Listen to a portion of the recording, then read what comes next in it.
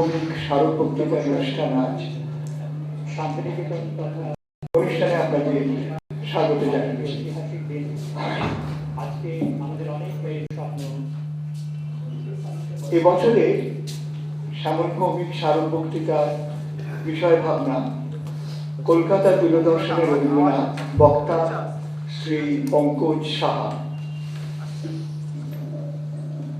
সভাগৃহে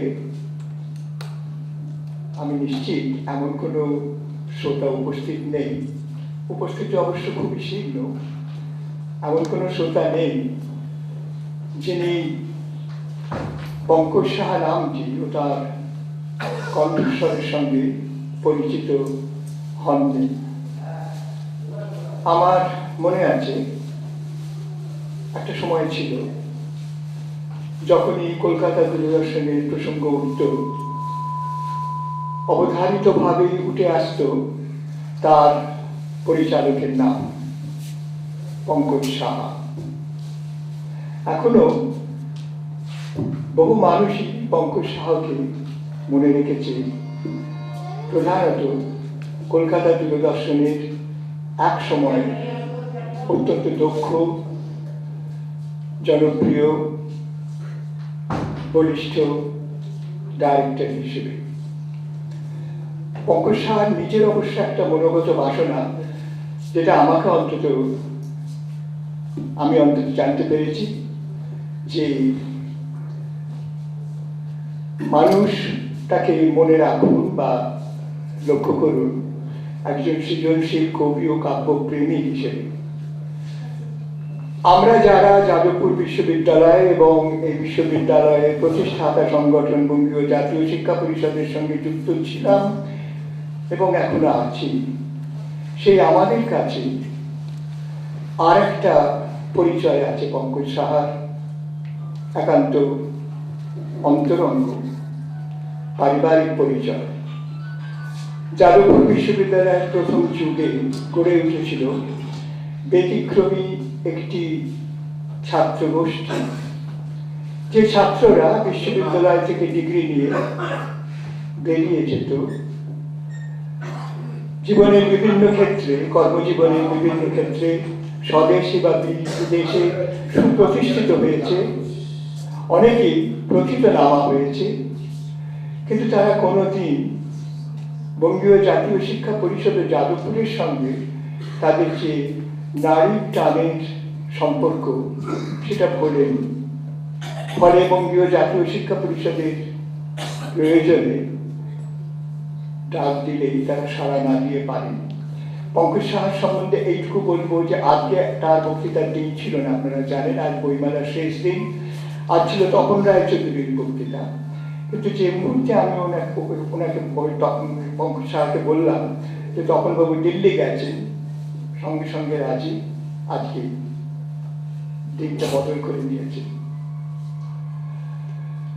পঙ্কজ সাহার আজকের বক্তৃতার শিরোনাম কলকাতা দূরদর্শনে রবীন্দ্রনাথ। সংবাদ মাধ্যম কলকাতা দূরদর্শন, ব্যক্তি ও কবি রবীন্দ্রনাথ, দুটি বিষয়ে পঙ্কজ সাহার নিবিড় অনুরাগের কথা আমরা জানি। দীর্ঘ চর্চা এবং চর্চার মাধ্যমে অর্জিত তথ্য সম্পদ পঙ্কজ সাহাকে দিয়েছে এই দুটি বিষয় নিয়ে বলবার অগাধ অধিকার। ফলে আমরা আশা করব আজ আমরা নতুন কিছু শুনব, নতুন কিছু দেখব, জানব। কলকাতা দূরদর্শন, একটু বলতে খারাপই লাগে, ওদের কলকাতা দূরদর্শনের বর্তমান অবস্থা থেকে বলতে হয়, বলতে ইচ্ছে করে, আমার তো করে, যে কলকাতা টিভি তোমার দিন গিয়েছে, আজ চ্যানেলের যুগ। এটা অবশ্য আমরা জানি, আমি জানি না আপনারা কতজন নিয়মিত কলকাতা টিভি দেখেন, কিন্তু এই তো চ্যানেলের যুগ, চ্যানেলের সংখ্যা বেড়েই চলেছে। আর কয়েকটি চ্যানেলের দাপট সে তো প্রচন্ড, যেমন স্টার আনন্দ বা 24 ঘন্টা, প্রায় প্রতিদিনই সন্ধ্যেবেলায় দেখা যায় সেখানে পক্ষ প্রতিপক্ষ বিতর্ক, অর্থাৎ এক বা একাধিক বালী ও সুগ্রীবের বাগযুদ্ধ, মাঝখানে রামচন্দ্র বেশি অনুষ্ঠানের সঞ্চালক দাঁড়িয়ে আছেন, সুবিধা মতো কখনো পছন্দের সুগ্রীবকে সমর্থন করছেন, কখনো অপছন্দের বালীকে তির্যক বাণে বিদ্ধ করছেন। রবীন্দ্রনাথ এখানে অপ্রাসঙ্গিক। রবিসন্ধ্যার মঞ্চে কিন্তু রবিসন্ধ্যার মঞ্চে রবীন্দ্রনাথের প্রাসঙ্গিকতা সুদৃঢ়ভাবে প্রতিষ্ঠিত হয়েছে 105 বছর আগে। 1907 সালের 27শে জানুয়ারি এইরকম একটি রবিবার বঙ্গীয় জাতীয় শিক্ষা পরিষদের ছাত্রদের সামনে 191 এক বউবাজার স্ট্রিটে রবীন্দ্রনাথ এইরকমই একটি এক্সটেনশন লেকচার দিয়েছিলেন, সৌন্দর্য বোধ। তারপর পরের 5 মাসে আরো 3টি বক্তৃতা। মাঝে মাঝে এই ধরনের এক্সটেনশন লেকচারে সঞ্চালক বা সভাপতির ভূমিকায় বঙ্গীয় জাতীয় শিক্ষা পরিষদ রবীন্দ্রনাথকে পেয়েছি, শ্রোতা হিসেবেও বেশ কয়েকদিন। ফলে গত 20 বছরে আমরা এই রবিসন্ধ্যার মঞ্চে অন্তত 50টি রবীন্দ্র বিষয়ক অনুষ্ঠান করেছি, এবং এই সমস্ত অনুষ্ঠানের মাধ্যমে রবিসন্ধ্যার মঞ্চ পেয়েছে বহু রবীন্দ্রনাথকে, বহু রকমের রবীন্দ্রনাথকে, এবং আমরা নিশ্চিত আমরা আজ পাব আর এক রবীন্দ্রনাথকে। বক্তৃতার সূচনায় দুজনের কথা একটু স্মরণ করতেই হবে। শ্যামল ভৌমিক, যার স্মৃতির উদ্দেশ্যে আজকের বক্তৃতাটি উৎসর্গিত, এবং শ্যামলের দিদি জ্যোৎস্না ভৌমিক, যে এই বক্তৃতাটি প্রতিষ্ঠা করেছে। শ্যামল ভৌমিক সম্বন্ধে শুধু এইটুকুই বলবো, যেটা আজকের বক্তৃতার পক্ষে অত্যন্ত প্রাসঙ্গিক। শ্যামল ভৌমিক ছিলেন একজন ইঞ্জিনিয়ার। গার্ডেন রিচ শিপ বিল্ডার্সের ইঞ্জিনিয়ার ছিল শ্যামল ভৌমিক। কিন্তু শুনলে অবাক হতে হয় যে এটা ছিল তার পেশা, কিন্তু পেশার চেয়েও তার নেশা ছিল অনেক অনেক বেশি প্রবল। নেশা দুটো, এক চিত্রকলা, অসাধারণ ভালো ছবি আঁকত। অবসর সময়টুকু সমস্তটাই শ্যামল ছবি এঁকে কাটাত। রবীন্দ্রনাথকে মনে পড়বে আর একটা দ্বিতীয় নেশা শ্যামলের ছিল, ভাষা প্রেম। শ্যামল দীর্ঘ 15 বছর গবেষণা করেছে বাংলা বানানের কি করে একটা নিয়ম তৈরি করা যায়। তার 3টে বই ভাষাবিদ আচার্য সুকুমার সেন প্রশংসা করে গেছেন। শুদ্ধ বাংলা বানানের নিয়মাবলী, শুদ্ধ বাংলা বানান ও লিপি প্রথম খণ্ড এবং দ্বিতীয় খণ্ড। আমি বক্তৃতার সূচনায় শ্যামল ভৌমিকের স্মৃতির উদ্দেশ্যে শ্রদ্ধা জানাচ্ছি। আর জ্যোৎস্না ভৌমিকের কথা সচরাচর যিনি বক্তৃতা প্রতিষ্ঠা করেন তার সম্বন্ধে এতটা বলি না, কিন্তু এখানে একটা নাটক, একটা বিয়োগান্ত নাটকের কথা স্মরণ করতে ইচ্ছে করছে। 2001 সালের কথা বলছি। এইরকম রবিসন্ধ্যার অনুষ্ঠানে বোধহয় 62-63 বছরের একটি মহিলা নিয়মিত আসতেন, খুব নিয়মিত পরিচয় হয়েছিল, জ্যোৎস্না ভৌমিক। হঠাৎ একদিন আমাকে বলেন যে আপনাদের এই বক্তৃতাগুলো তো খুব সুন্দর হয়, আমি আমার ছোট ভাইয়ের নামে একটা বক্তৃতা করতে চাই। শ্যামল ভৌমিকের নামে উনি বক্তৃতা করলেন 2001 সালের ডিসেম্বর মাসে। 2002 সালের 3রা মার্চ প্রথম শ্যামল ভৌমিক স্মারক বক্তৃতা দিয়েছিলেন অধ্যাপক সীতানাথ গোস্বামী। ভাইয়ের প্রথম স্মারক বক্তৃতার অনুষ্ঠানে জ্যোৎস্না ভৌমিক আসতে পারেননি। কয়েকদিন আগে সম্ভবত পরিচালকের হাতে তার ফ্ল্যাট বাড়িতে জ্যোৎস্না ভৌমিক নিহত হয়েছিলেন। আমি জ্যোৎস্না ভৌমিকের স্মৃতির উদ্দেশ্যে আমাদের শ্রদ্ধা নিবেদন করছি এবং পঙ্কজ সাহাকে অশেষ অভিনন্দন জানিয়ে, আর আগেও বলেছি যে সেই ছাত্র গোষ্ঠী, পঙ্কজ সেই ছাত্র গোষ্ঠীর একজন, যে ছাত্র গোষ্ঠী সম্বন্ধে আমাদের না শুধু স্নেহ নয়, বোধহয় একটা শ্রদ্ধার ভাবও থেকে গেছে এবং থাকবে। একাদশ বার্ষিক শ্যামল ভৌমিক স্মারক বক্তৃতা, কলকাতা দূরদর্শনে রবীন্দ্রনাথ, শ্রী পঙ্কজ সাহা। তোমারে নাহি ডরি বহি, যেখানে ব্যথা তোমারে সেথা নিবিড় করিয়া ধরি বহি। রবীন্দ্রনাথের জীবনে পারিবারিক শোক এসেছে বারে বারে। এই শোককে তিনি সামাজিক শোক করে তুলতে চাননি কোনোদিন। একেবারে অল্প বয়স থেকেই তিনি প্রিয়জনদের, নিকটজনদের হারিয়েছেন, কিন্তু তাদের চলে যাবার যে আঘাত, যে হৃদয় দীর্ণ করে দেওয়া বেদনা, যে গভীরতম শোক, তাকে তিনি ব্যক্তিগত শোক হিসেবে দেখেছেন।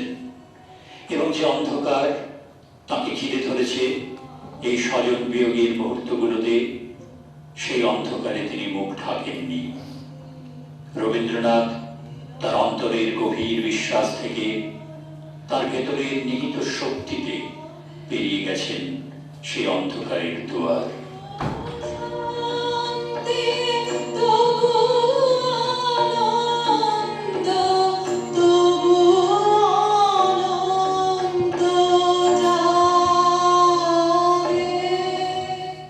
রবীন্দ্রনাথের জীবনে শোকের যে প্রথম আঘাত তার জীবনের হাহাকার ছড়িয়ে দিয়েছে, সে তার মা সারদা দেবীকে হারানোর শোক। রবীন্দ্রনাথ সেই স্মৃতি নিয়ে লিখেছেন, হে জননী, ফুরাবে না তোমার যে দান, শিরায় শনিতে তাহা বহমান। তুমি দিয়ে গেছো মরে সূর্য তারা চাঁদ, আমার জীবনে সে তো তব আশীর্বাদ। মা সারদা দেবী যেদিন চলে গেলেন, সেই দিনের স্মৃতি রবীন্দ্রনাথ লিখছেন।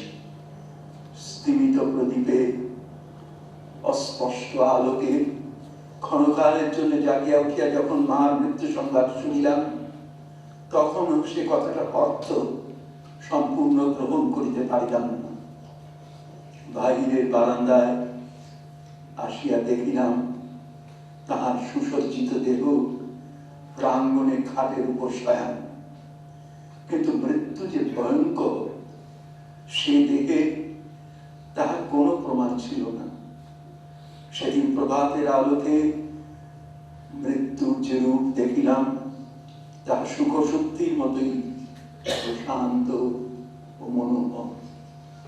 কেবল যখন তার দেহ বহন করিয়া বাড়ির সদর দরজায় বাহিরে লইয়া গেল এবং আমরা তাহার পশ্চাৎ পশ্চাৎ শ্মশানে চলিলাম, তখনই শোকের সমস্ত ঝড় যেন একেবারে একদম গায়ে আসিয়া মনের ভিতরটাতে এই একটা হাহাকার তুলিয়া দিল। 1315 সনের অগ্রহায়ণে রবীন্দ্রনাথ শান্তিনিকেতনের মন্দিরে এক উপাসনায় এক স্বপ্নের কথা বলেছিলেন। আমার একটি স্বপ্নের কথা বলি। আমি নিতান্ত বাল্যকালে মা গৃহী। আমার বুড়ো বয়সের জীবনে মার অধিষ্ঠান ছিল না। কাল রাত্রে স্বপ্ন দেখলুম আমি যেন বাল্যকালে রয়ে গেছি। গঙ্গার ধারে বাগান বাড়িতে মা একটি ঘরে বসে রয়েছেন। মা আছেন তো আছেন, তার আবির্ভাব তো সকল সময় চেতনাকে অধিকার করে থাকে না। আমিও মাতার প্রতি মন না দিয়ে তার ঘরের পাশ দিয়ে চলে গেলুম। বারান্দায় গিয়ে এক মুহূর্তে আমার হঠাৎ কি মনে হলো, জানি না, আমার মনে এই কথাটা জেগে উঠল যে মা আছেন। তখন তার ঘরে গিয়ে তার পায়ের ধুলো নিয়ে তাকে প্রণাম করলুম। তিনি আমার হাত ধরে আমাকে বললেন, তুমি এসেছো। এইখানে স্বপ্ন ভেঙে গেল। জননী সারদা দেবীর স্মৃতি ছায়া পেরেছে রবীন্দ্রনাথের গানে, সুরমূর্ছনায় শুনতে পাই।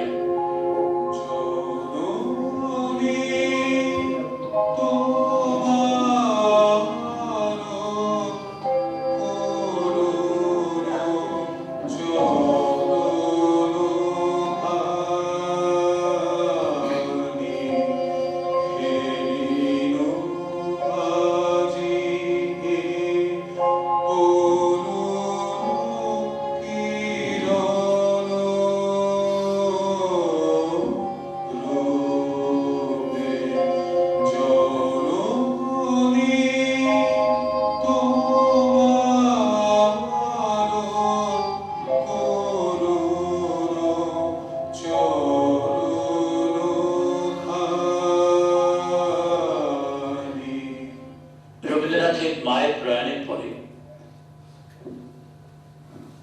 আপনারা যে অনুষ্ঠানটি দেখছিলেন সেই অনুষ্ঠানের ক্যাপশন আপনারা দেখেছেন। আমি আপনাদের সঙ্গে সঙ্গে আবার এই অনুষ্ঠানটি প্রথম বড় পর্দায় দেখলাম।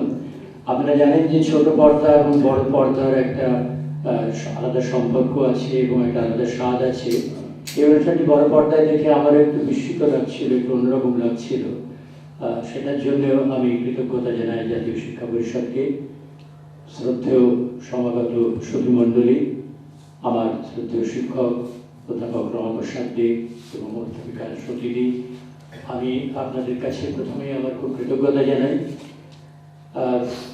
স্যার যেটা বলছিলেন যে আজ আমার বলার দিন ছিল না, যেহেতু তপন রায়চৌধুরী মশাই আজকে পারবেন না, আমি সঙ্গে সঙ্গে রাজি হই। কিন্তু পরে যখন আমি আমার যে শ্রোতা গোষ্ঠী তাদেরকে যোগাযোগ করতে বলি, আমার বন্ধুদের, তারা অনেকেই আমায় টেলিফোন করতে থাকেন, আজ তো কলকাতা বইমেলাতে থাকতেই হবে। কাজেই আমার শ্রোতা মণ্ডলীর এখানে কেউই নেই। দ্বিতীয়ত, প্রায় কেউ নেই বলবো, আমি জানি না অন্ধকারে কেউ একজন দুজনে এসে বসেছেন কিনা। দ্বিতীয়ত, স্যার আমার খুব ভালো লাগছে, আমার খুব কৃতজ্ঞ লাগছে যে আমাদের পুরনো একটি ছাত্র গোষ্ঠীর কথা বলছেন, যারা আমাদের মনে করি যাদবপুরিয়ান, একেবারে 100% যাদবপুরিয়ান। তাদেরকেও আমি পাচ্ছি না, যেমন এই মুহূর্তে এই বঙ্গীয় জাতীয় শিক্ষা পরিষদের কর্ণধার আনন্দদা, অথবা নন্দন ভট্টাচার্য, অথবা দেবুদা, দেবকুমার রায়, এরাও আজকে পারবেন না আমাকে জানিয়েছেন। সেদিক থেকে আমার সত্যি খুব দুর্ভাগ্য যে আজকে আমরা যারা নিজেদের যাদবপুরিয়ান বলে মনে করি এবং এত বছর পরেও আমাদের একটা যোগাযোগ থেকে গেছে, এই জাতীয় শিক্ষা পরিষদে এলে এক ধরনের পুনর্মিলন ঘটে, সেটা আজকে সম্ভব হলো না। কিন্তু আমি জানি না, এই রবিবাসরে আপনারা যারা নিয়মিত আসেন তারা নিশ্চয়ই জানেন যে এর পিছনে একজন মানুষ কি অনদাসভাবে পরিশ্রম করে যাচ্ছেন, তিনি আমাদের অধ্যাপক রমাপ্রসাদ দে মশাই। এবং আমার মনে হয় আমি কিছু কথাতে এগোনোর আগে আপনাদেরকে অনুরোধ করব, আপনারা কৃতজ্ঞতার সঙ্গে একটি করতালি দিয়ে মুখরিত করুন এই হলটিকে অধ্যাপক রমাপ্রসাদ দে। কলকাতাতে আর কোথাও বা পশ্চিমবঙ্গের আর কোথাও এইরকম বিভিন্ন বিষয়ে সিরিয়াস বক্তৃতামালা, আলোচনার আয়োজন বছরের পর বছর ধরে চলেছে, এরকম আর অন্য কোনো দৃষ্টান্ত আছে বলে আমার মনে হয় না। আমার খুব বিস্ময়কর লাগে। আমি খুব কৃতজ্ঞ যে আজকে এখানে আমাকে স্যার ডেকেছেন। আমি এর আগে আরো দুবার আমাকে এই রবিবাসরীতে বলতে বলেছিলেন।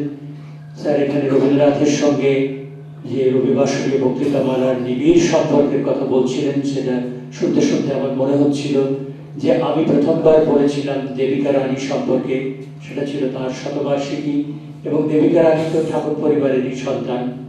আর দ্বিতীয়বার পড়েছিলাম রবীন্দ্রনাথ এবং লেনার্ড এলমহার্স্টের মধ্যে সম্পর্কের বিষয়ে। সেটা আমার একটা খুব প্রিয় বিষয়, কারণ সেটা নিয়ে কাজ করবার অনেক সুযোগ আমার ঘটেছে।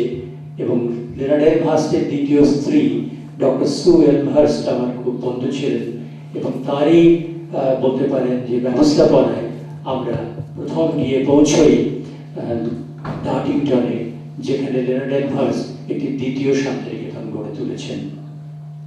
আজকে এই যে রবীন্দ্রনাথকে আবিষ্কার, পুনরাবিষ্কার, সেই সূত্রে নিজেদেরই ফিরে ফিরে দেখা, সেই প্রসঙ্গে যাবার আগে একটা কথা আবার কৃতজ্ঞতার সঙ্গে স্মরণ করব যে ভাগ্যিস যাদবপুর বিশ্ববিদ্যালয়ের ছাত্র হয়ে এসেছিলাম, তাই জীবনটাকে অন্যভাবে দেখবার সুযোগ পেয়েছিলাম ডক্টর ত্রিগুণা সেন এবং আমার সমস্ত শ্রদ্ধেয় শিক্ষক মণ্ডলীর আশীর্বাদে, এবং তারা যেভাবে চালনা করেছিলেন আমাদের।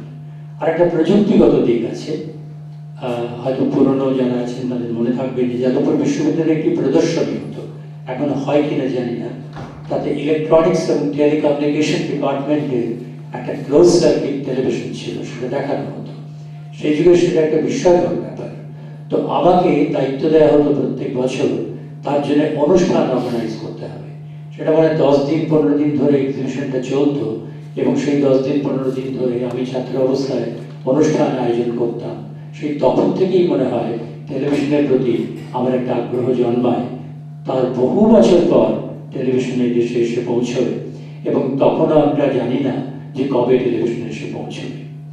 যখন টেলিভিশন পৃথিবীতে শুরু হয় তার পরের বছর বেতার জগতে একটি প্রবন্ধ বেরোয়, এবং সেই প্রবন্ধে যিনি প্রবন্ধ লেখক তিনি লেখেন যে অচিরেই টেলিভিশন এসে যাবে কলকাতায়, এবং তাতে আমরা যেমন আঙুরবালার গান শুনবো, ইন্দুবালার গান শুনবো, তাদের দেখতে পাবো, এবং রবিবাবুর কবিতা শুনবো, এবং রবিবাবুর চেহারাও দেখতে পাবো। কিন্তু তারপরে বহু বছর পর কি করে তারা এই কথা বলেছিলেন, তারা অনুমান করেছিলেন নিশ্চয়ই রেকর্ডের কিছু মেটেরিয়াল দেখানো হবে, কারণ তখন তার রবীন্দ্রনাথ জীবিত নেই। কিন্তু তারা নিশ্চয়ই এটা জানতেন না যে রবীন্দ্রনাথের অডিও ভিজুয়াল মেটেরিয়াল খুবই কমই সংরক্ষিত থেকেছে। আজকে শুরুতে স্মরণ করি যে আজকে আমার ব্যক্তিগত জীবনে একটি বিশেষ দিন এই জন্যে যে আমার পিতৃদেব মনীন্দ্রনাথ সাহার আজকে জন্মদিন। তিনি একজন অধ্যাত্ম পুরুষ ছিলেন, তিনি ছিলেন আমার বিশেষ বন্ধু এবং আমার সমস্ত কাজের পিছনে প্রেরণা স্বরূপ।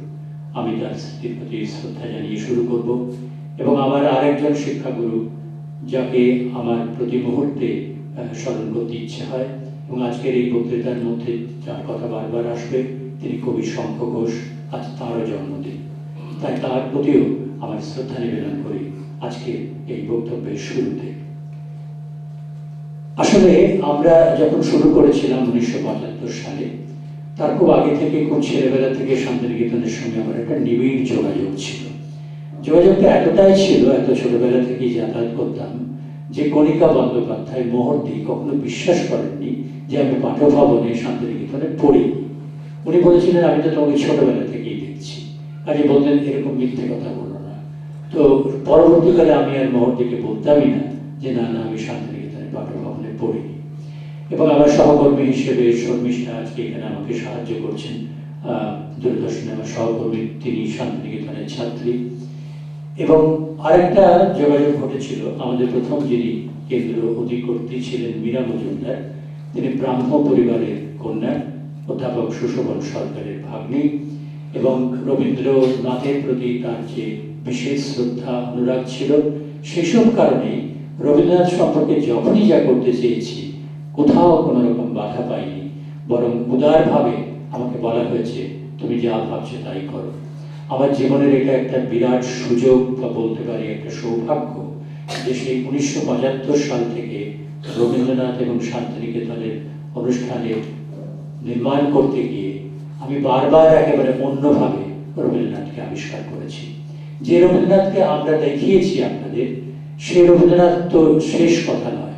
যতটুকু আমরা দেখিয়েছি তার একটা পরিক্রমা হয়তো আজকে আমি করব, আপনাদের স্মৃতিকে উস্কে দিতে আর নিজেদেরও বলতে যে এরকম একটা অতীতে ঘটেছিল বুঝি। কিন্তু সেই সঙ্গে সঙ্গে একটা কথা স্মরণ করব যে আরো অনেক ঘটনা ঘটে যেগুলো একটা নির্মিত চলচ্চিত্রের মধ্যে, একটা নির্মিত অনুষ্ঠানের মধ্যে জায়গা পায় না। আপনারা হয়তো অনেকে জানেন যে চলচ্চিত্র নির্মাণ করতে গেলে একটা রেশিও বলা হয়, 1:16 কিংবা 1:6, অর্থাৎ 6টি দৃশ্য গ্রহণ করে একটি দৃশ্যকে রাখা হবে, 5টিকে ফেলে দেওয়া হবে। সত্যজিৎ রায় মোটামুটি কাজ করতেন 1:16, 15টি ফেলে দিয়ে একটি দৃশ্য রাখতেন।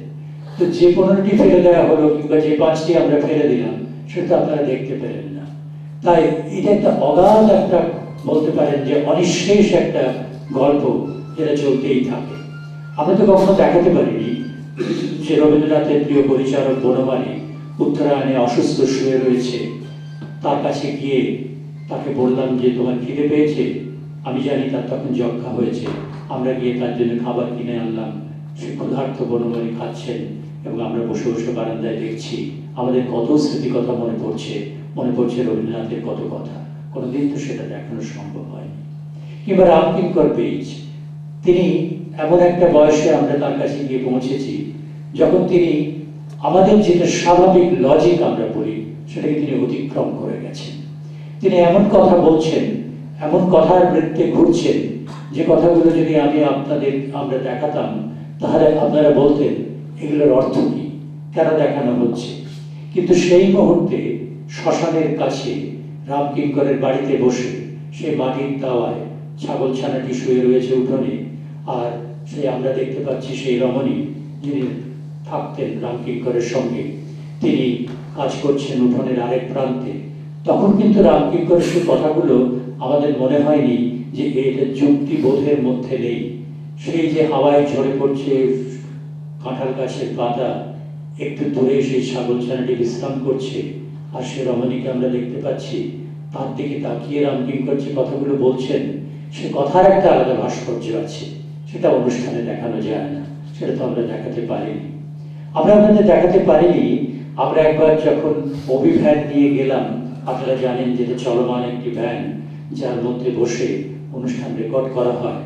আমরা যখন এখানে কাজ শুরু করি তখন আমাদের প্রযুক্তিগত ব্যবস্থাপনা এতই কম ছিল যে এখনকার টেলিভিশন চ্যানেল যার কথা স্যার বললেন তারা কল্পনাও করতে পারবেন না। আমাদের কোনো স্টুডিওই তখন সম্পূর্ণভাবে তৈরি হয়নি।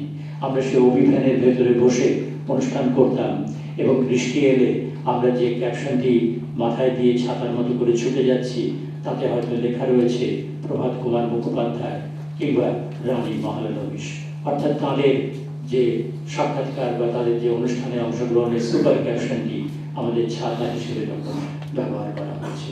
যাই হোক, আমরা একবার অভিভ্যান নিয়ে গিয়ে অনেক দিন শান্তিনিকেতনে ছিলাম, এবং একের পর এক তখন আমরা অনুষ্ঠান রেকর্ডিং করছিলাম। সেই অনুষ্ঠান রেকর্ডিং করবার সময় আপনারা জানেন যে চীন ভবনের অধ্যাপক তান সাহেব, যার বিরাট অবদান, ভারত এবং চীনের মধ্যে যে সম্পর্ক স্থাপনের ব্যাপারে রবীন্দ্রনাথের যে অবদান, সংস্কৃতি শুধু সাহিত্যের দিক থেকে নয়, অন্য দিক থেকেও এই দুই দেশের মধ্যে সম্পর্কের বলতে পারেন যে পুনঃপ্রতিষ্ঠিত করেছিলেন রবীন্দ্রনাথ চীন ভবনের প্রতিষ্ঠার মধ্যে দিয়ে। সেই তান সাহেব সেখানে দীর্ঘদিন ছিলেন এবং তিনি আমাদেরই একজন হয়ে উঠেছিলেন। আমরা যখন কাজ করছি খবর এলো যে তান সাহেবের স্ত্রী প্রয়াত হয়েছেন। আমরা ছুটে গেলাম সেখানে, গঙ্গায় ছিলেন রানী চন্দরা, আমরা তাতে অংশগ্রহণ করলাম। আমরা মিস্টার তানকে তুলে দিলাম আমাদের গাড়িতে, আমরা শেষ যাত্রার সঙ্গী হলাম। এগুলো কখনো কোনো অনুষ্ঠানে আসেনি, হয়তো স্মৃতিতে থেকে গেছে আমাদের, যে স্মৃতি কখনো লেখা হয়নি। আর লিখতে গিয়ে আমার মনে পড়ে যে লিখে হয়তো কোনো মানেই নেই, কোনো অর্থই নেই, কেননা সময় সব কিছুকে ধুয়ে দেয়।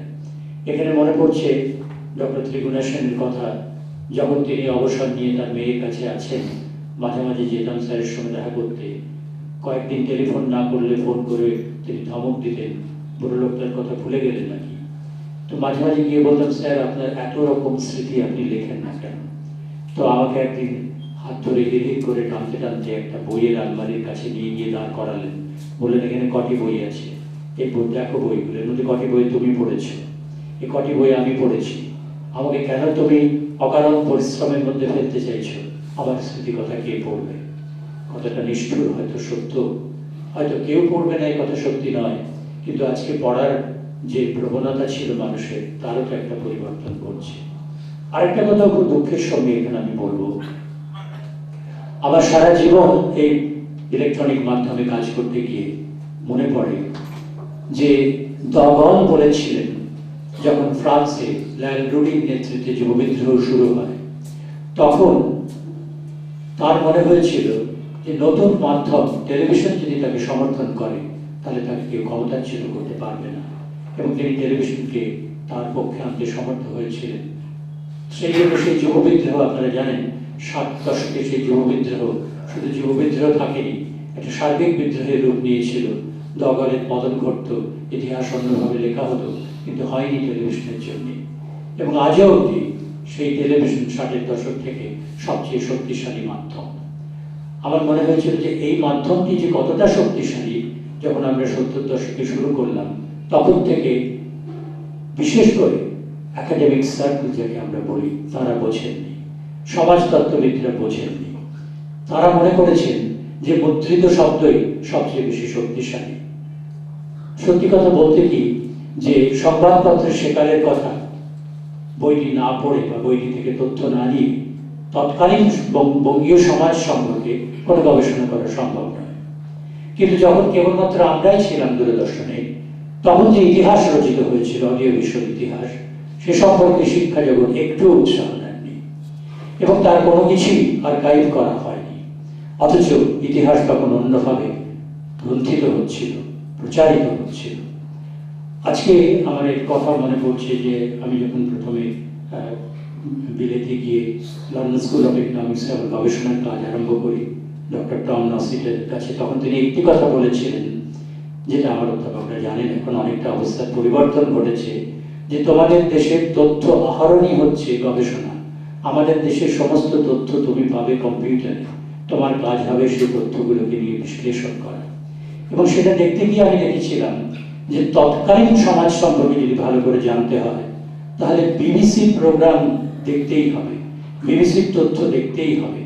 সবচেয়ে বেশি তথ্য সমাজ সম্পর্কে দিয়েছে বিবিসি, এবং সেটা সেখানে রেকর্ডেড হয়ে রয়েছে। আমি যখন লেনার্ড এলমহার্স্ট এবং রবীন্দ্রনাথ বিষয়ে সম্পর্ক নিয়ে কাজ করছিলাম, সেই সময় আমাকে বলা হয়েছিল যে লেনার্ড বিবিসিতে যে সাক্ষাৎকার দিয়েছেন, তুমি যদি সেগুলো না দেখো, আজ থেকে সেটা হয়তো 30 বছর আগে কিংবা আজ থেকে 20 বছর আগে, তুমি যদি সেগুলো না শোনো বা না দেখো, তাহলে রবীন্দ্রনাথের সঙ্গে লেনার্ডের সম্পর্ক বিষয়ে তুমি যতই পড়ো, তুমি যতই তথ্য দেখো না কেন, তোমার কাছে ব্যাপারটা পরিষ্কার হবে না। তাই আমার মনে হয় যে আমার একটু দুঃখ হয় যে কলকাতা দূরদর্শনের কোনো সচেতনতা আমি আনতে পারিনি। আমি চেষ্টা করেছিলাম আর্কাইভ তৈরি করার জন্য, একটা ঘর তৈরি করেছি, আলমারি তৈরি করেছি, এয়ার কন্ডিশনিং সিস্টেম তৈরি করেছি, তারপরে শর্মিষ্ঠার উপরে দায়িত্ব পড়ে, শর্মিষ্ঠাও চেষ্টা করেছে। কিন্তু এটা যে কত জরুরি সেই তৎকালীন অডিও ভিজুয়াল ইতিহাস রক্ষা করা, যে ইতিহাস মুদ্রিত ইতিহাসের চেয়ে অনেক বেশি বাংময়, যার যে তথ্য মুদ্রিত আছে, যে তথ্য লেখা হয়েছে, সেখানেই তার সমাপ্তি, সেখানেই একটি পূর্ণচ্ছেদ। কিন্তু অডিও ভিজুয়াল তথ্য আপনি যখন দেখবেন, তখন আপনি নিজে একটা দৃশ্য থেকে অথবা দৃশ্যের বিন্যাস থেকে আপনি অন্য তথ্য খুঁজে পাবেন, যে তথ্য লিপিবদ্ধ হয়নি, যে তথ্য ভাষ্যে নেই, যে তথ্য প্রযোজক বলেননি, যে তথ্য সম্পাদক বলেননি, সে তথ্য রক্ষিত হয়ে গেছে। এত একটা মূল্যবান যে মাধ্যম, সে মাধ্যম সম্পর্কে শিক্ষা জগৎ এবং সমাজতত্ত্ববিদরা প্রথম থেকে সচেতন ছিলেন না। আমি খুব অল্প বয়সে institute of audio visual culture বলে একটি সংস্থা করি, তখনও টেলিভিশন আসেনি। সেখান থেকেও আমার মনে হয়েছিল যে একটা নতুন সংস্কৃতি আসছে, যে সংস্কৃতিকে বরণ করে নিতে হবে, যে সংস্কৃতিকে গুরুত্ব দিতে হবে আমাদের সমাজকে বোঝবার জন্য, আমাদের সময়কে জানবার জন্য। তাই রবীন্দ্রনাথ সম্পর্কে আজকে বলতে বসে আমার বারবার আক্ষেপ হচ্ছে যে সেগুলো তো রক্ষিত হলো না সেই সময়কার কথা। আমরা যেভাবে শুরু করেছিলাম, আমাদের প্রথম যে তথ্যচিত্র সেটিও রবীন্দ্রনাথকে নিয়ে। জন্মদিন, মৃত্যুদিন, তার স্ক্রিপ্ট রচনা করেছিলেন স্বয়ং কবি শঙ্খ ঘোষ। শঙ্খ ঘোষের কবিতা, তার গদ্য, তার ভাবনা নিয়ে অনেক কাজ হয়েছে। কিন্তু এই একটি দিক, এই যে অডিও ভিজুয়াল দিকে তিনি কি নিপুণভাবে, তার আমার মনে হয় তার রক্তের মধ্যে একটা কল্লোলাচ্ছ্বাস আছে, যে জন্য তিনি খুব সহজাতভাবে, খুব স্বাভাবিকভাবে এই মাধ্যমটিকে নিয়ে কাজ করেছিলেন এবং এমন একটি ভাষা দিতে পেরেছিলেন যে ভাষা রবীন্দ্রনাথ বিষয়ক অনুষ্ঠানের ভাষার পথ নির্দেশ করেছিল। এবং নিশ্চয়ই আমার এবং শর্মিষ্ঠার খুবই সৌভাগ্য যে তার সঙ্গে এই কাজগুলো একের পর এক করা সম্ভব হয়েছিল। জন্মদিন, মৃত্যুদিন রবীন্দ্রনাথ এবং অবনীন্দ্রনাথের সম্পর্কের কথা। রবীন্দ্রনাথের চলে যাওয়ার তারিখ 22শে শ্রাবণ। আমরা শুরু করি 9 অগস্ট। তার আগের দিনের তারিখটি রবীন্দ্রনাথের চলে যাওয়ার তারিখ ছিল সে বছর। আর অবনীন্দ্রনাথের জন্মদিন, দুটি মুখোমুখি, তাই এই অনুষ্ঠানের পরিকল্পনা করা হয়েছিল। এবং সেই অনুষ্ঠান করতে গিয়ে আমরা যেভাবে এই দুজনের সম্পর্ককে আবিষ্কার করি এবং আবিষ্কার করতে গিয়ে এমন অনেক পুরনো মানুষকে কাছে পাই, যেমন রাধামোহন ভট্টাচার্য। তিনি অবনীন্দ্রনাথের যে কথাগুলি সেগুলি বলেছিলেন। তখন আমার মনে হয় সম্ভবত সেটি প্রথম, কারণ তখনও সত্যজিৎ রায় খালি গলায় রবীন্দ্রসঙ্গীত ছবিতে ব্যবহার করেননি। গীতা ঘটককে দিয়ে আমরা খালি গলায় গান গাইয়েছিলাম। রবীন্দ্রনাথের শেষ যাত্রা প্রথম মানুষ তখন সাধারণভাবে দেখলেন, তার আগে দেখেছিলেন সত্যজিৎ রায়ের চলচ্চিত্র রবীন্দ্রনাথ। আমরা যখন 1975 শুরু করছি, তখন অডিও ভিজুয়াল কোন ঐতিহ্য নিয়ে শুরু করছি আমরা। তার আগে রবীন্দ্রনাথের কিছু কাহিনী চিত্র তৈরি হয়েছিল। রবীন্দ্রনাথের জন্ম শতবার্ষিকীতে তৈরি হয়েছিল কয়েকটি ছোট চলচ্চিত্র তার কবিতা নির্ভর। আর সবচেয়ে যেটা গুরুত্বপূর্ণ কাজ ছিল সেটা হচ্ছে সত্যজিৎ রায়ের রবীন্দ্রনাথ। তাতে তিনি রবীন্দ্রনাথ বিষয়ে যে অডিও ভিজুয়াল মেটেরিয়াল আমরা যাকে বলি, তা খুব সামান্য পাওয়া গেছে। অনেক আলোকচিত্র পাওয়া গেছে, বিশেষ করে শম্ভু সাহার আলোকচিত্র, অনেক সময় সেই আলোকচিত্রগুলোকেই আমাদের চলচ্চিত্রের ভাষা দেওয়ার চেষ্টা করতে হয়েছে সারা জীবন কাজের মধ্যে দিয়ে। কিন্তু এই জন্মদিন মৃত্যুদিন অনুষ্ঠানে এই দুজনের সম্পর্কের ব্যাপারে কাজ করতে গিয়ে আমরা আবিষ্কার করি অবনীন্দ্রনাথই রবীন্দ্রনাথকে চিত্রশিল্পী হিসেবে যেন প্রথম আবিষ্কার করছেন, এবং রবীন্দ্রনাথই অবনীন্দ্রনাথ সম্পর্কে সত্যিকারের তার যে শক্তি, তার যে জোরের দিকটার কথা মানুষকে জানাতে চাচ্ছেন। রবীন্দ্রনাথ একবার তার সংবর্ধনার আয়োজন করতে চেয়েছিলেন, এবং অবনীন্দ্রনাথ স্বভাব লাজুক মানুষ, তিনি ঘর থেকে চলে যাচ্ছেন লজ্জা পেয়ে। ঘরে যারা আছেন তাদেরকে রবীন্দ্রনাথ বলছেন যে তোমরা জানো না এই একটি মানুষ সমস্ত জাতির রুচিটাকে বদলে দিয়েছে। অবনীন্দ্রনাথ কি বলছেন?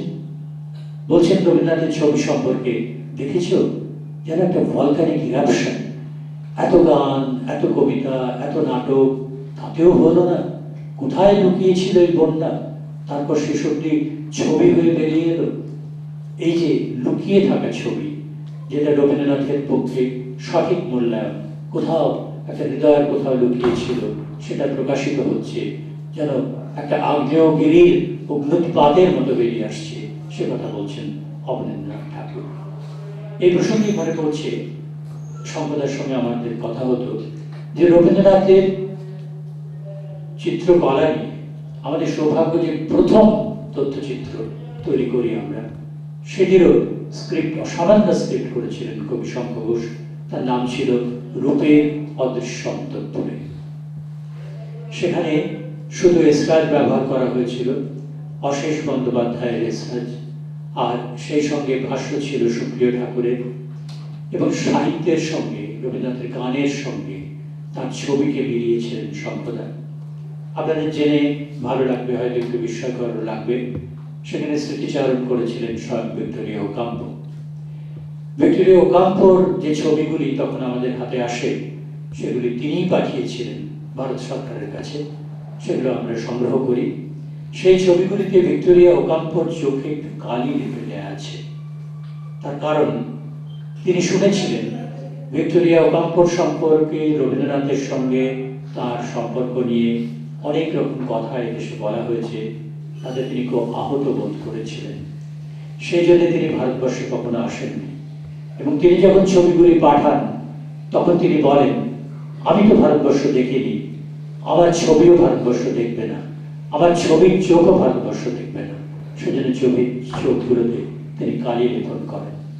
রবীন্দ্রনাথ চেয়ারে বসে আছেন, পায়ের কাছে বসে আছেন ভিক্টোরিয়া ওকাম্পো, এবং সেই ছবিগুলি আমরা দেখিয়েছিলাম। এবং সে অসামান্য জবানবন্দি বলুন, সাক্ষাৎকার বলুন, ইতিহাস বলুন, যেখানে ভিক্টোরিয়া ওকাম্পো বলছেন পোয়েট ইউ আর পেইন্টিং, আর রবীন্দ্রনাথ বলছেন I do not know how to paint, I am just doodling. বারবার মনে করিয়ে দিচ্ছেন ভিক্টোরিয়া ওকাম্পো, যিনি 1930 সালে প্রথম রবীন্দ্রনাথের ছবির এক্সিবিশন প্রদর্শনীর আয়োজন করেছিলেন প্যারিসে, এবং তার পিছনে যে ছিলেন লেনার্ড এলভার্স, তা আমরা এখন নতুন গবেষণাতে জানতে পারছি যে অর্থ সংগ্রহের একটা বিরাট দায়িত্ব গোপনে নিঃশব্দে পালন করেছিলেন লেনার্ড এলভার্স। এই অনুষ্ঠান করতে গিয়ে এর অনেক কথাই হয়তো আমরা বলিনি, কারণ অনুষ্ঠানের যে যাকে বলা হয় এডিটিং, অনুষ্ঠানের যাকে বলা হয় বিন্যাস, অনুষ্ঠানের যাকে বলা হয় ফোকাস, সেখানে এগুলো অপ্রয়োজনীয়। কিন্তু আমরা তো সেই তথ্যগুলো পাচ্ছি, আমরা তো একের পর এক এমন এক একটা ঘটনার মধ্যে ঢুকে যাচ্ছি যে ঘটনা কখনো ভাষায় প্রকাশ করা যাবে না। যেমন পূরবী কাব্যগ্রন্থ রচিত হয়েছিল সান ইসিদ্রোতে, আর্জেন্টিনায়, ভিক্টোরিয়া ওকাম্পোর আতিথ্যে। সেখানে রবীন্দ্রনাথ যখন পূরবী কাব্যগ্রন্থ লিখছেন তখন তো কাটাকাটিগুলো ছবি হয়ে যাচ্ছে রুটলিংগুলো, তাই জন্যই তো ভিক্টোরিয়া এই মন্তব্য করেছিলেন, রবীন্দ্রনাথ যাকে নাম দিচ্ছেন বিজয়। সেই পূরবী কাব্যগ্রন্থের অরিজিনাল ম্যানুস্ক্রিপ্ট বেরোলো শান্তিনিকেতনে, আমাদের জন্য বের করা হলো। সম্পদ আমাদের পাশে দাঁড়িয়ে আছেন, একের পর এক পৃষ্ঠাগুলো ফেলা হচ্ছে, আজ আমাদের ক্যামেরা সেই ছবি ধরছে। কি রোমাঞ্চকর সে অভিজ্ঞতা যে রবীন্দ্রনাথের হাতের লেখা, রবীন্দ্রনাথের নিজের করা ডুডলিং যে আমরা এইভাবে ব্যবহার করছি, সেটা তখন সহজেই সহজ ছিল, সেটা সহজে বাস্তবে রূপ দেওয়া সম্ভব ছিল। কেননা তখন শান্তিনিকেতন এবং বিশ্বভারতীর অবস্থা আজকের শান্তিনিকেতন আজকের বিশ্বভারতীর মতো ছিল না। আজ আপনাদেরকে সে ঘটনা বললে আপনাদেরও মনে হবে এটা অবিশ্বাস্য যে কেউ এখন ফল্ট থেকে অরিজিনাল ম্যানুস্ক্রিপ্ট বের করবেন না, কিন্তু তখন আমাদের এরকম রোমাঞ্চকর অভিজ্ঞতা হয়েছে। সমস্ত কিছুই অরিজিনাল আমরা দেখেছি, ব্যবহার করেছি, ছবি নিয়েছি।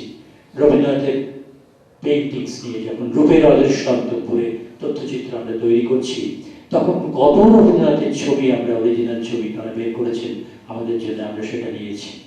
তখন ছিল একটা পারস্পরিক বিশ্বাসের সম্পর্ক। এমন ঘটেছে কোনো হয়তো ধরুন রবীন্দ্রনাথের হাতের লেখা, অরিজিনাল হাতের লেখার কিছু ব্যাপার আমাদের দরকার, আমরা সেখান থেকে নিয়ে এসেছি, কাজ করে আবার তাদের ফেরত দিয়েছি। অথবা তাদের একটা ফিল্ম খারাপ হয়ে গেছে, আমরা নিয়ে এসেছি, সেটিও কেন্দ্রীয় সরকারের প্রতিষ্ঠান, আমরাও যেহেতু কেন্দ্রীয় সরকারের প্রতিষ্ঠান, তাই আমরাই ফিল্মটিকে ঠিকঠাক করে দিয়ে আবার তাদের ফেরত দিয়েছি। কোথাও লেখা নেই যে ফিল্মটি আমি নিয়ে গেলাম ওদের কাছ থেকে, তারাও লিখে রাখার প্রয়োজন মনে করেননি, আমিও মনে করিনি যে এটা লিখে রাখা উচিত আপনাদের, যে আমি নিয়ে যাচ্ছি আমি আবার ফেরত দেব। এইরকম একটা আশ্চর্য বিশ্বাস এবং সহযোগিতার মধ্যে সেই সময় কাজ হয়েছিল। আমরা মংপুতে রবীন্দ্রনাথ বলে একটি তথ্যচিত্র করেছিলাম, সেটিরও স্ক্রিপ্ট রচনা করেছিলেন শঙ্খ ঘোষ। তখন তিনি একটু অসুস্থ এবং সেই জন্য তিনি আমাদের সঙ্গে যেতে পারেননি। আমরা মৈত্রী দেবীকে নিয়ে গেলাম মংপুতে। ভেবে দেখুন, রবীন্দ্রনাথের সে লাইন মংপু সম্পর্কে, মাঝে মাঝে থেকে দেওয়া, মাঝে মাঝে মুক্তি, সেই আলোচনার মধ্যে মৈত্রীদের সঙ্গে বসে আছি, তিনি অনর্গল স্মৃতিচারণ করছেন আর আমরা তার স্মৃতিচারণ রেকর্ড করছি, ফিল্ম করছি। পরবর্তীকালে সুবিনা রায়ের কণ্ঠে গানের সঙ্গে সেই দৃশ্য, পাহাড় থেকে নেমে যাচ্ছে পথ, যে পথ দিয়ে রবীন্দ্রনাথ যাতায়াত করেছেন, সেই পথের সঙ্গে আমরা সুবিনা রায়ের গানকে ব্যবহার করেছিলাম। তখন যারা দেখেছেন, যদি কারো মনে থাকে তাহলে সেটা হয়তো আপনাদের মনে পড়বে। আমরা তখন করতে চেয়েছিলাম ছবিটাকে এইভাবে যে যেন রবীন্দ্রনাথ আছেন মংপুর সেই বাড়িতে, সেই বাড়িতে বসে লেখা গান আমরা রবীন্দ্রনাথের কণ্ঠে ব্যবহার করছি। আমরা সেই বাড়িতে বসে রবীন্দ্রনাথ যে কবিতা শুনিয়েছেন তা রবীন্দ্রনাথের কণ্ঠে ব্যবহার করছি। আর দূর থেকে যেন আপনি দেখছেন পাহাড়ের একটা ঢালে দাঁড়িয়ে সে বাড়িতে সন্ধ্যের অন্ধকারে আলো জ্বলে উঠছে, সে বাড়িতে রবীন্দ্রনাথের জন্মদিন পালিত হচ্ছে, পাহাড়িয়ারা আসছে, তারা নাচ গান করছে, রবীন্দ্রনাথ পরের দিন কবিতা রচনা করছেন তাই নিয়ে। সেই ঘটনার একটা পুনর্নির্মাণ সেখানে করা হয়েছিল। জন্মদিনের ধারা, এই যে আপনাদের একটি ছবি আমরা দেখিয়েছিলাম, তার সম্পর্কে দু একটি লাইনেই আমাকে আজকে বলতে হলো, কিন্তু তার মধ্যে কত ঘটনা ঘটেছে, কত স্মৃতি। মৈত্রী দেবী যে কথা বলেননি, লেখেননি, লিখতে পারবেন না সেসব কথা, বলেছেন এসব কথা লেখা যায় না, আজ এখানে এসে মনে পড়ছে তোমাদের বলে যাই। সেসব কথা শুনবার সৌভাগ্য আমাদের হয়েছিল সেই মংপুকে সেই আলোচনার মধ্যে বসে। সে সব কথা বলবার এইটুকুর মধ্যে তো এই সময়ের পরিবেশের মধ্যে তো সম্ভব নয়। আমরা 25শে বৈশাখ পেয়েছিলাম দ্বিতীয় বছর 1976 সালে, কারণ 1975 সালের আগস্টে আমরা আরম্ভ করি। জন্মদিনের ধারা, এটিও শঙ্খ ঘোষের একটি অসামান্য স্ক্রিপ্ট অবলম্বনে এবং শর্মিষ্ঠা আমরা পরিচালনা করি। সে এক আশ্চর্য ঘটনা, আমাদের যে কত কষ্ট করে, কত সীমিত ব্যবস্থার মধ্যে কাজ করতে হতো। তখন এই যে আপনারা ইলেকট্রনিক ক্যামেরা দেখছেন, যাকে এখন বলা হয় ইএনজি, কোনো ঘটনা ঘটলে যেখানে দেখতে পান কোনো টেলিভিশনের পর্দায় শত শত ক্যামেরা, তখন এই বাইরের দৃশ্য গ্রহণ করার মতো কোনো ইলেকট্রনিক ক্যামেরাই আবিষ্কৃত হয়নি। তখন শুধু স্টুডিওর ভেতরে ইলেকট্রনিক ক্যামেরা, যাকে বলা হতো ইমেজ অর্থহীন ক্যামেরা, সেই ক্যামেরা ছিল। সেই ক্যামেরা ছাড়া আর কোনো ক্যামেরা তখন আবিষ্কৃত হয়নি বলে আমাদের চলচ্চিত্রের ক্যামেরা নিয়ে কাজ করতে হতো এবং সেটা দীর্ঘদিন ধরে আমাদের সেইভাবে কাজ করতে হয়েছে।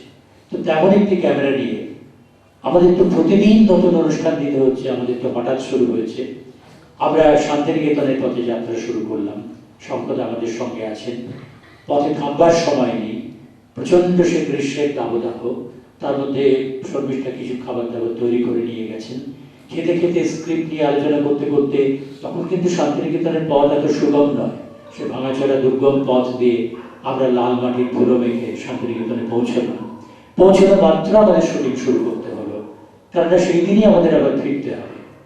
এবং তারপরে যখন শুটিং শেষ হলো, আমরা যখন একটি ধাবাতে এসে খাচ্ছি শান্তিনিকেতনের কাছে, লোকে আমাদের এসে জিজ্ঞেস করলো তোমরা কোথায় যাচ্ছ?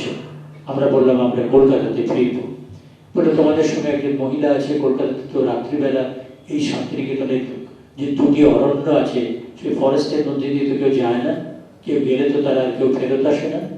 আমরা বললাম হয়তো আমরা ফেরত আসবো না, কিন্তু আমাদের তো অনুষ্ঠান করতেই হবে, আমাদের তো প্রোগ্রাম দিতেই হবে।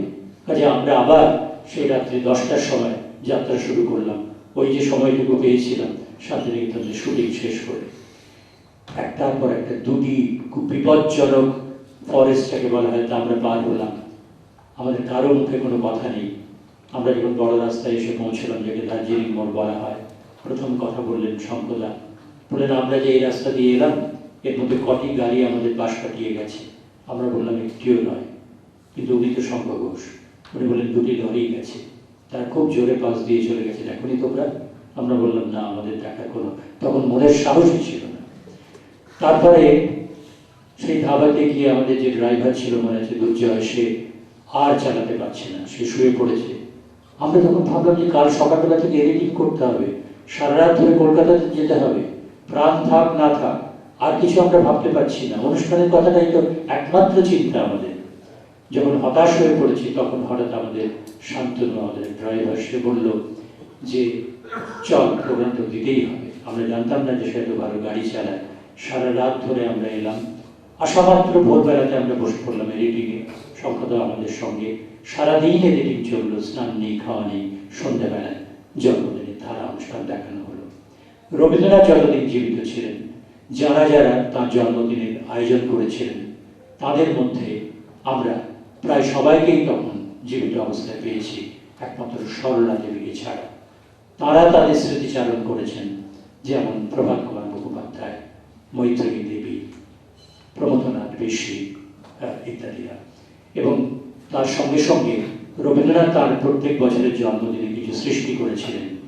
একটা স্তরে স্মৃতিচারণ তার জন্মদিনের উৎসবে, আরেকটা স্তরে রবীন্দ্রনাথের সৃষ্টি, এই দুটোকে মেলানো হয়েছিল সেই অনুষ্ঠানের মধ্যে দিয়ে। আজকের অনুষ্ঠানের একদম শুরুতে আপনারা দেখছিলেন শেষ নাহিকে বলে একটি অনুষ্ঠানের একটা অংশ বিশেষ। রবীন্দ্রনাথের জীবনে কাদম্বরী দেবীর প্রভাবের কথা আপনারা জানেন, যেটা আমরা নানানভাবে নানান অনুষ্ঠানের মধ্যে দিয়ে বারবার বলেছি। আজকে আমাদের একটি অনুষ্ঠানের একটি অংশ, ছোট্ট একটি অংশ আমরা দেখাবো, যেখানে কাদম্বরী দেবীর প্রসঙ্গ আসছে। আপনারা একটু দেখুন। রবীন্দ্রনাথের আশ্রয় হয়ে দাঁড়ালেন রবীন্দ্রনাথের বৌঠান কাদম্বরী দেবী, জ্যোতিরিন্দ্রনাথের সহধর্মিণী। কবি লিখছেন, তিনি আমাদেরকে খাওয়াইয়া পড়াইয়া সর্বদা কাছে টানিয়া আমাদের কোনো অভাব ঘটিয়াছে তা ভুলাইয়া রাখবার জন্য দিনরাত্রি চেষ্টা করিলেন। নিঃসন্তান কাদম্বরী দেবী তার স্নেহে, মমতায়, ভালোবাসায়, বন্ধুত্বে কিশোর রবির মন ভরিয়ে রাখেন। সেই সব স্বপ্নেই মতো দিন কেটেছে তাদের। রবীন্দ্রনাথের স্মৃতি থেকে আমরা শুনি। দিনের শেষে ছাদের উপর পড়তো মাদুর আর তাকিয়া, একটা রূপার রেখাপিতে বেলফুলের গোড়ের মালা, ভিজে রুমালে পিলচে এক গ্লাস বরফ দেওয়া জল, আর বাটিতে ছাঁচি পান। বউ ঠাকুর গা ধুয়ে চুল বেঁধে তৈরি হয়ে বসতেন। গায়ে একখানা পাতলা চাদর উড়িয়ে আসতেন জ্যোতি দাদা, বেহালাতে লাগাতেন ছড়ি। আমি ধরতুম চড়া সুরের গান। গলায় যেটুকু সুর দিয়েছিলেন বিধাতা, তখনও তা ফিরিয়ে নেননি। সুর চড়বা আকাশে, ছাদে ছাদে ছড়িয়ে যেত আমার গান। এই আশ্চর্য সুন্দর সম্পর্ক, যার কথা রবীন্দ্রনাথ তাঁর চেতনায় এবং অবচেতনায় বহন করেছেন সারা জীবন, তাই তাঁর একটি গানের সুরমূর্ছনায় ধ্বনিত। তোমারে করিয়াছি জীবনের ধ্রুবতারা, এ সমুদ্রে আলোক ভাবনা তোমারা। তোমারে করিয়াছি জীবনের ধ্রুবতারা, যেথায়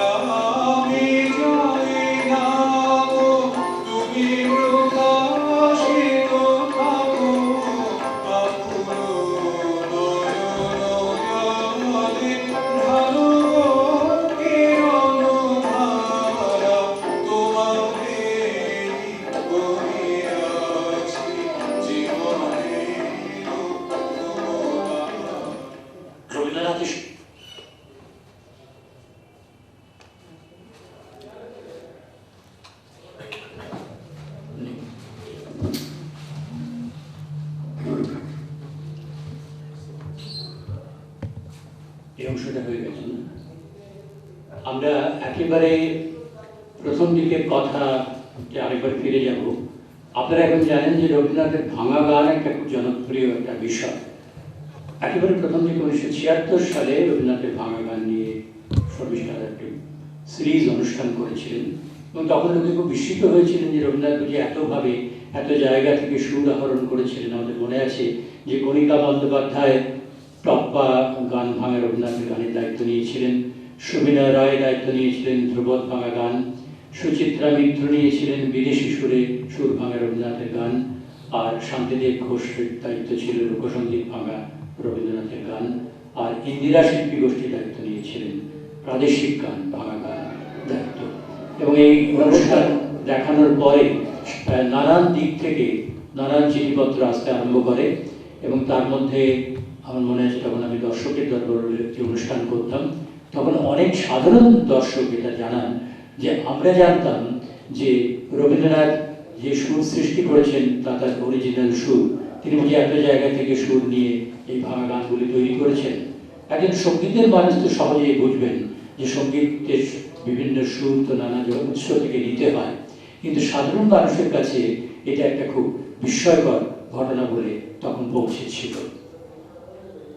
আমরা একটু আগে আমি আপনাদের বলছিলাম যে আমরা একবার অভিধান নিয়ে গিয়েছিলাম, এবং তখন যেটা আমরা চেষ্টা করেছি প্রথম দিকে রবীন্দ্রনাথের যারা ক্লোজ অ্যাসোসিয়েটস যারা, তাদের যেহেতু অনেক বয়স হয়ে গেছে তখন যত দ্রুত সম্ভব তাদের স্মৃতি কথা ধরে রাখা, রেকর্ড করে ফেলা, তাদের ইন্টারভিউ রেকর্ডিং করে দেখান।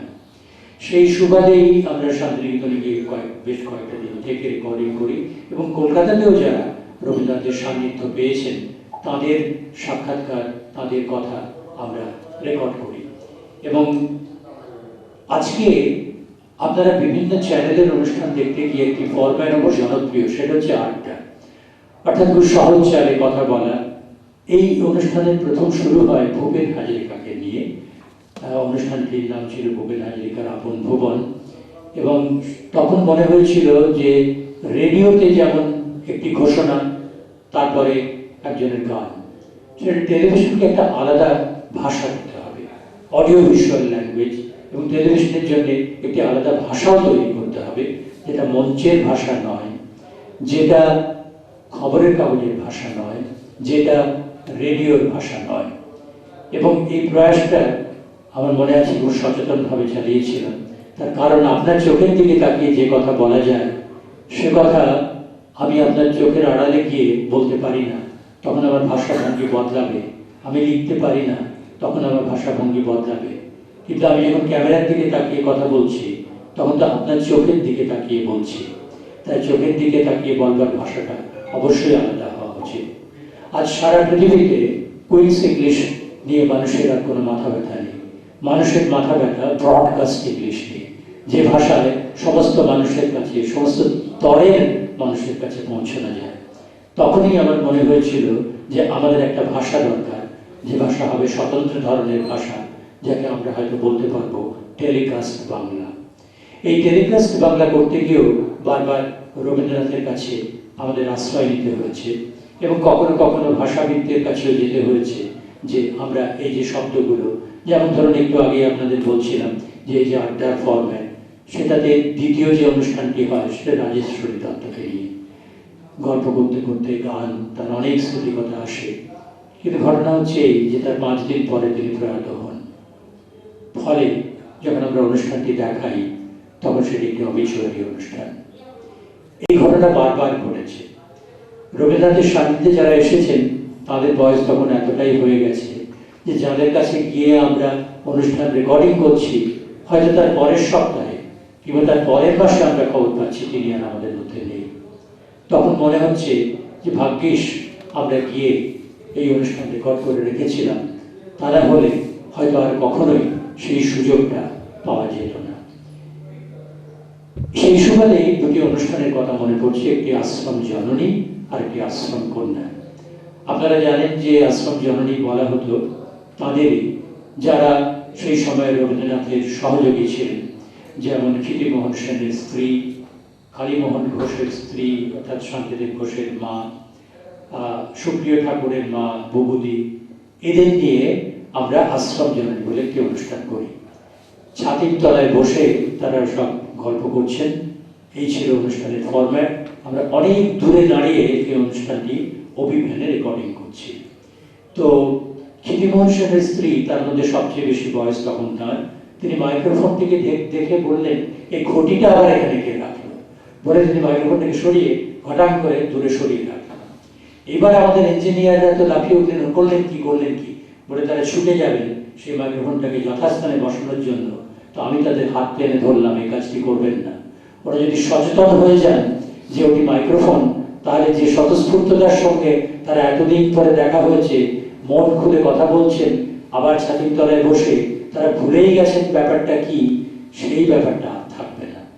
তার ফলে আপনার শব্দ একটু খারাপ আসুক, আমাদের কোনো আপত্তি নেই, কিন্তু এই মুহূর্তটাকে আমরা ধরে রাখতে চাই। তো আমরা সেই মুহূর্তটাকে ধরে রাখতে সমর্থ হয়েছিলাম। তারপরে আশ্রম কন্যা। এই আশ্রম কন্যা অনুষ্ঠানে সবচেয়ে বেশি ছুটোছুটি করেছিলেন একজন তরুণী, তার নাম হচ্ছে অমিতা সেন, এবং তিনি অমর্ত্য ভূষণের মা, আপনারা জানেন, আশ্রম কন্যা। তখন তার যা বয়স, তখন তাকে তরুণী বলা উচিত নয়, কিন্তু তার যে দাপট ছিল এবং তিনি যেভাবে ছুটোছুটি করতেন প্যারাডে নিয়ে, তাকে তরুণী আমায় বলতে হবে। সেখানে আরও ছিলেন নন্দলাল বসুর কন্যারা ছিলেন, গৌরী ভঞ্জ, যমুনা সেন, এরাও ছিলেন, আমাদের মনে আছে লতিকাদি, তিনি ছিলেন। এবং তাদের অনুষ্ঠানে আবার অন্য একটা মাত্রা, অন্য একটা স্বাদ, অন্য একটা গভীরতা। মনে পড়ছে যে যমুনাদি যখন চলে গেলেন, তখন আমরা অনুষ্ঠান করতে বসলাম শান্তিনিকেতনে, তখন দূরদর্শন কেন্দ্র তৈরি হয়েছে। আমরা দেখলাম যে আমাদের কাছে এমন কিছু ঐশ্বর্য রয়ে গেছে যেটা আমরা এখানে ব্যবহার করতে পারি। রবীন্দ্র ভারতী বিশ্ববিদ্যালয় থেকে একবার তাকে সারা জীবনে তার যে অবদান, তার জন্য সম্মান প্রদান করা হয়েছিল শান্তিনিকেতনে গিয়ে। আমরা দেখলাম তার ফিল্ম আমাদের করা রয়েছে। আমরা দেখলাম যে তার পুত্র তার স্মৃতিচারণ করেছিলেন, সেটাও আমাদের কাছে আছে। সেই সমস্ত নিয়ে আমরা সেই যমুনা সেনের একটি অবিচুয়ারি যাকে বলা হয় তা করেছিলাম। আজকে যদি সময় থাকে তাহলে আজকে আমরা যখন এর পরে শেষ যে আমরা ভিডিও ক্লিপিংসটি ব্যবহার করব, সেখানে আপনারা সেটা দেখতে পাবেন। ঘরোয়া স্মৃতি বলে একটি অনুষ্ঠানের কথা খুব মনে পড়ছে আজকে। সেই অনুষ্ঠানে ঠাকুরবাড়ির ঘরোয়া স্মৃতি বলেছিলেন যারা, তারা সবাই ঠাকুরবাড়ির একেবারে ঘনিষ্ঠ মানুষ, যেমন অমিয়া ঠাকুর, যেমন অমিতা ঠাকুর, শ্রীমতী ঠাকুর, মেনকা ঠাকুর, এরা।